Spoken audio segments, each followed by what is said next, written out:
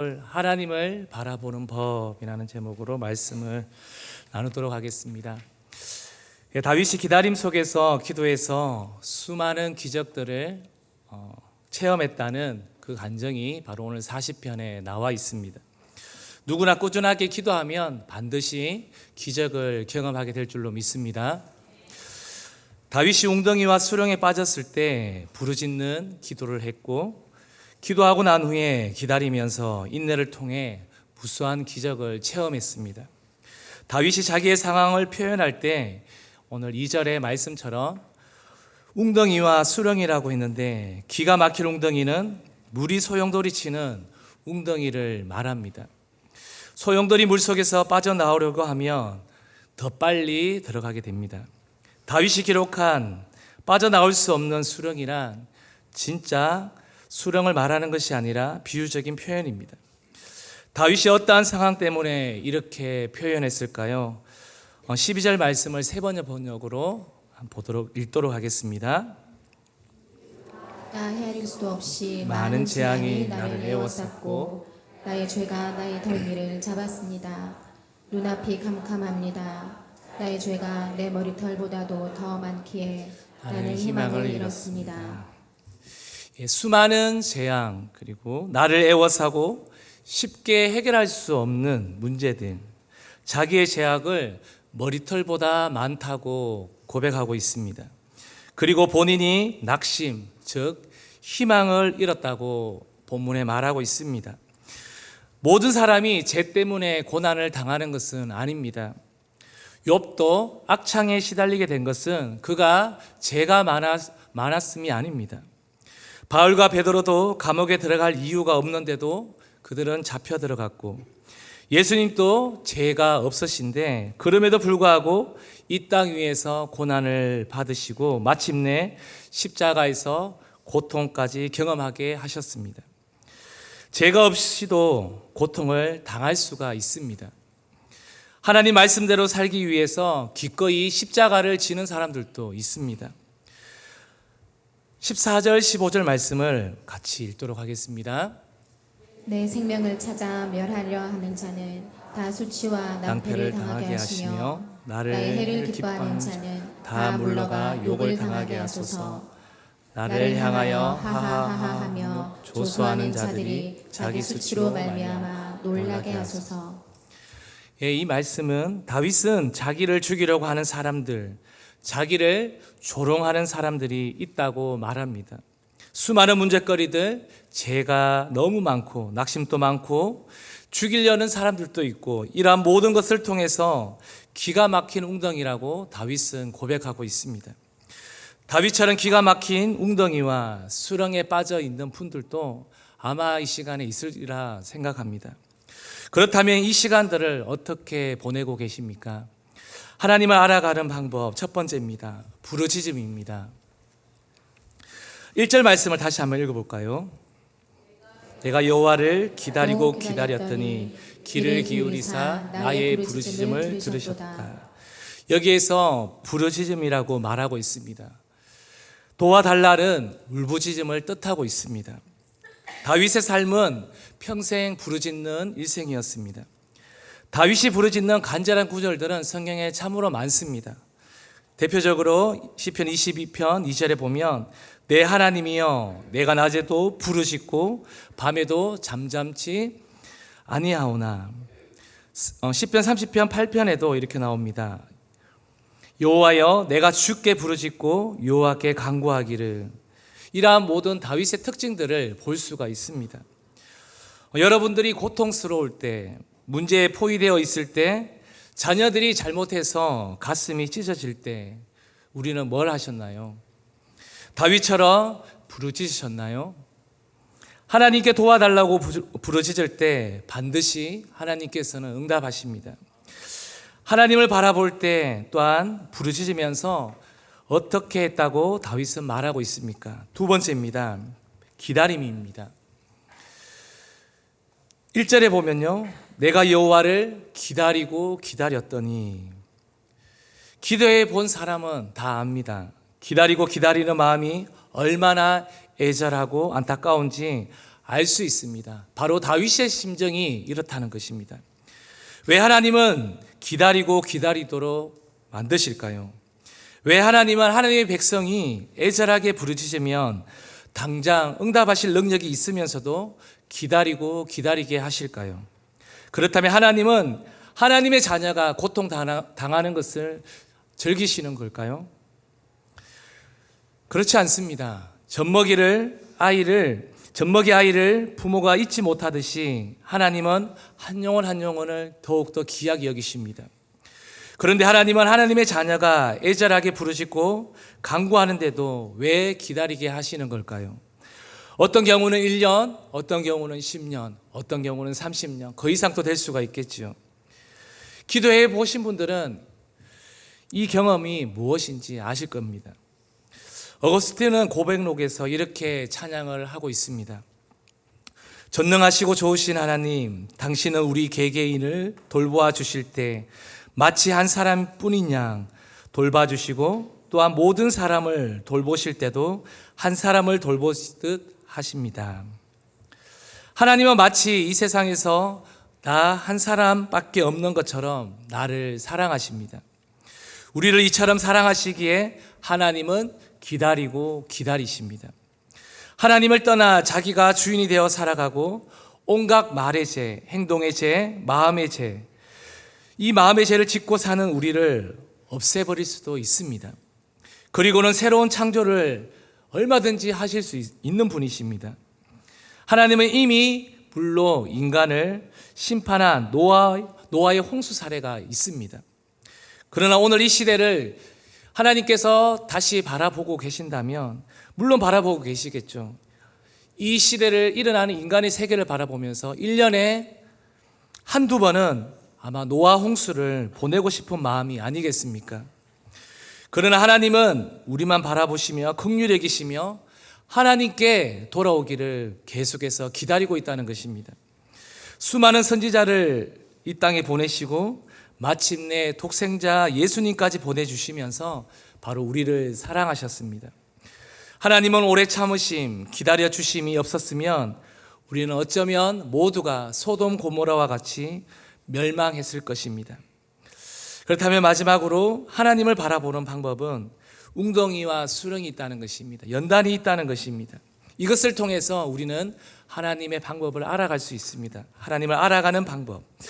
하나님은 우리에게 항상 장밋빛 미래로만 인도하지 않습니다. 때론 거대한 홍해 바다가 막고 있습니다. 때론 많은 재산을 갖고 내 마음대로 잘 살아볼 거라고 부모를 떠난 둘째 아들처럼 실패와 망신창이가 되어 나타나기도 합니다. 또 비방하고 갖은 오해로 인해 바울처럼 감옥이 기다리고 있는 웅덩이와 수렁이가 그 앞에 놓여 있을 수도 있습니다. 하나님은 우리의 고난과 연단을 통하여 하나님께 더 가까이 가게 하기 위함임을 우리는 잊지 마시기를 바랍니다. 기도는 이론이 아니고 실제입니다. 동일하게 말씀을 전하는데 어떤 사람에게는 그 말씀이 가슴까지 치고 들어옵니다. 그런데 어떤 누군가에는 그 말씀이 귓가에만 맴돌다가 끝나고 맙니다. 우리가 예수를 믿지만 교만이 잘 깨지지 않습니다. 왜 남을 무시하거나 거만한 태도가 깨지지 않을까요? 우리 시편 119편 67편에 이렇게 말씀합니다. 같이 읽겠습니다. 고난당하기 전에는 내가 그를 행하였더니 이제는 주의 말씀을 지키나이다.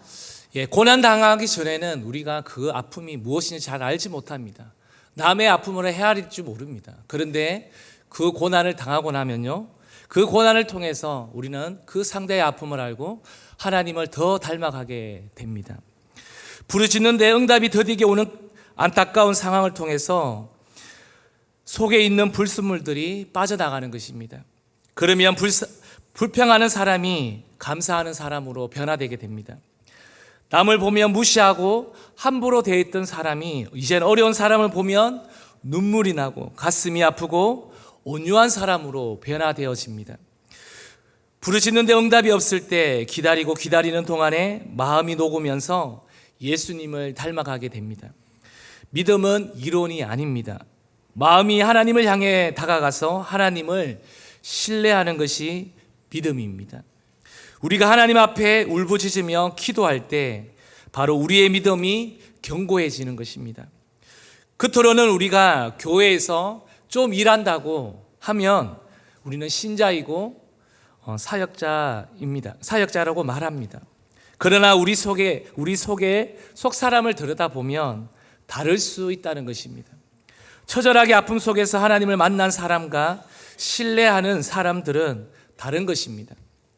하나님은 우리의 기도에 즉각 응답하기 이전에 우리의 신앙의 틀이, 인격의 틀이 준비되기를 원하시는 분이십니다. 그래야지 하나님의 복이 아무리 임해도 그것을 감당할 수 있는 사람이 되는 것입니다. 우리는 조금만 어려움과 복이 임하면 감정에 따라 요동치는 자가 아니라 주변에 온갖 칭찬이 몰려와도 영광을 하나님께 올려드릴 만한 준비된 그릇이 되어야 할 줄로 믿습니다. 우리 2절 말씀 또 함께 읽어보겠습니다. 나를 기가 막힐 웅덩이와 수렁에서 끌어올리시고 내 발을 반석 위에 두사 내 걸음을 견고하게 하셨도다. 다윗에게 웅덩이와 수렁이 분명히 많이 있었습니다. 우리도 일생을 살아가며 그 때와 장소는 다르지만 모두가 깊은 웅덩이와 수렁은 한 번쯤은 다 만나 보셨을 것입니다. 그렇지만 그 수렁 속에서 하나님께 부르짖는 자, 하나님을 찾는 자를 통해서 하나님은 그를 견고하게 만드신다는 것을 믿으시기를 바랍니다. 도저히 해결되지 않았을 것 같았던 문제가 기도할 때에 하나님께서 해결하게 하십니다. 4절 말씀 읽겠습니다. 여호와를 의지하고 교만한 자와 거짓에 치우치는 자를 돌아보지 아니하는 자는 복이 있도다. 사람들이 나를 보고 하나님을 의지하는 것입니다. 저 사람을 보고 저 사람의 가족을 봐라. 저 사람의 하는 사업을 봐라. 많은 사람들이 인간 세계에서 거짓말하고 속이면서 성공한 사람들을 돌아보지 않고 하나님을 돌아보는 이런 사람을 통해 하나님이 영광 받으실 줄로 믿습니다. 5절 말씀 또 함께 읽겠습니다. 여호와 나의 하나님이여 주께서 행하신 기적이 많고 우리를 향하신 주의 생각도 많아 누구도 주와 견줄 수가 없나이다.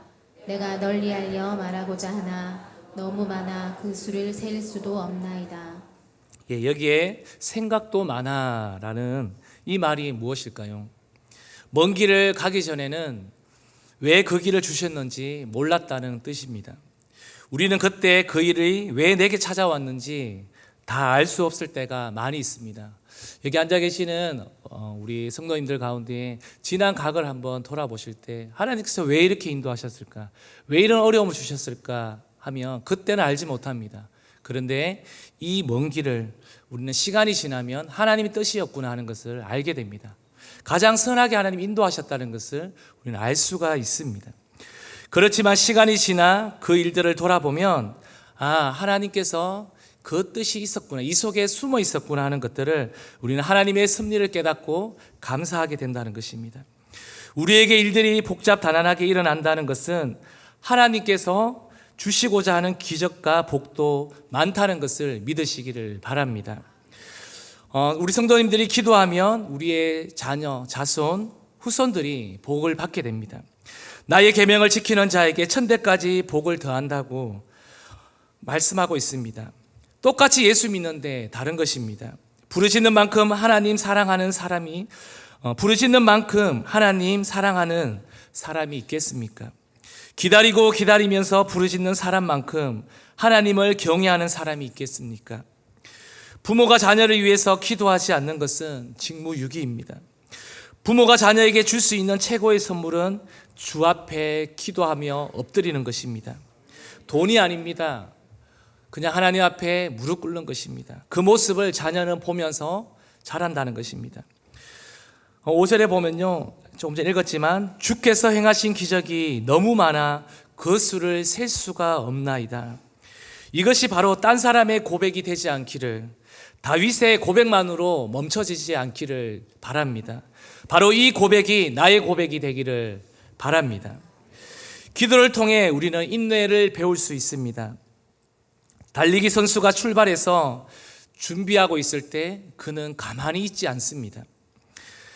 우리가 보기에는 가만히 있는 것처럼 정지된 상태라고 보지만 그렇지 않다는 것입니다. 온 신경이 출발하기 전 그 스타트 자세에서 온몸에 집중되어 땀이 비 오듯이 흘러내린다는 것입니다. 그것을 우리는 정지라고 얘기하지 않습니다. 힘이 작동하는 정지 상태, 바로 그것이 기다림입니다. 아침 저녁으로 고된 모습으로 우리는 그 자리에 앉아, 기도해야 하는 그 자리에 앉아 진전이 없어 보이고 미련해 보이듯 하기도 합니다. 그러나 그 기도는 계속해서 하나님이 많은 향의 기도로 받으시고 그 기도를 통해서 하나님께서 우리를 견고하게 만들어 가신다는 것을 믿으시기를 소망합니다. 기다림은 기다림의 대상인 그분께 집중하는 시간입니다. 주님이 나를 기다려 준 시간은 그분이 나를 사랑한 크기임을 잊지 마시기를 바랍니다. 대충 우리는 인생을 살아서는 안 됩니다. 오늘 이 새벽에 나오신 분들은 대충 살지도 않으시겠지만 무엇이 귀한지 하나님을 바라보는 법들을 아시는 분들이라 저는 믿습니다. 우리는 지난 3년 전 세계적으로 무서운 코로나를 겪었습니다. 어쩌면 앞으로 더 큰 재앙이 우리 앞에 다가올 수도 있습니다. 우리는 알 수가 없습니다. 그래서 우리는 기도해야 합니다. 기도의 각오와 다짐이 있어야 합니다. 마음이 움직여야 합니다. 기도해야겠다는 그 다짐과 결단이 우리 행동까지 이어져야 할 줄로 믿습니다. 그냥 하려면 힘들지 않습니까? 그러나 틀이 있어야 합니다. 지금 얼마나 좋습니까? 우리 대형교회는 이 틀을 3년이라는 이 작전 기도의 틀을 만들어 주셨습니다. 그래서 우리가 새벽 저녁으로 나오셔서 이 틀 안에서 우리가 기도할 수 있는 것입니다. 반복하시어 주님의 존전에 머무르시기를 소망합니다. 말씀을 마무리하겠습니다. 이를 이루어낸 사람들, 성공한 믿음의 사람들은 전부 기다리면서 반복하는 사람들이었습니다. 다윗처럼 고난 속에서도 기다리며 부르짖는 것이 하나님을 알아가는 방법임을 잊지 마시고, 그리하여 셀 수 없는 하나님의 기적을 경험하는 성도님들이 오늘 이 새벽에 있는 모든 성도님들 되시기를 소망합니다. 언제까지요? 주님의 응답이 있을 때까지 우리는 기도하시기를 소망합니다. 함께 기도하겠습니다. 여름 사역이 이제 2주 후면 이제 시작됩니다. DNG 페스티벌로 시작하여서 초중고 여름 사역을 시작해서 이제 본격적으로 시작되어집니다. 다음 주 금토 이틀간 이제 시작하게 되는데요. 또 이것을 위해서 2주간 또 교회학교 교사 선생님들이 드림센터에서 함께 다 모여서 또 기도로서 준비하고 있습니다. 우리 교사 선생님들을 위해서 기도해 주시고요. 또한 우리 아이들이 은혜 받을 수 있도록, 하나님 이 황금의 때에 이 시기에 은혜 받지 않으면 달려갈 수 없습니다. 은혜 받을 수 있도록 우리 성도님들 기도해 주시고요. 또 우리 담임 목사님 오늘 또 고령에서 블레싱 뉴스 창간 설교를 하게 되십니다.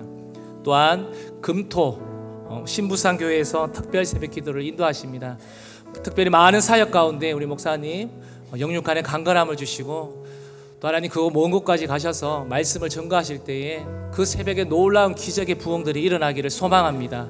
기도해 주실 때에 우리 대형교회가 또 그곳에서 또 놀라운 일들을 또 선포할 줄로 믿습니다. 우리가 기도해야 할 제목들이 참으로 많습니다. 또 병상에 누우신 우리 많은 성도님도 계십니다. 그들을 위해서도 함께 기도해 주시고요.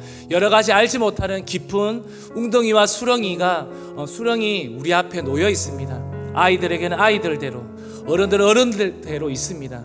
우리가 이 문제 앞에 그냥 지나가지 마시고 더 깊이 하나님을 부르짖고, 고난 속에서도 기다림 속에서도 하나님을 찾고 간구할 수 있는 우리 모든 믿음의 성도님들 되어달라고 우리 함께 주여 한번 부르고 기도하며 나가도록 하겠습니다.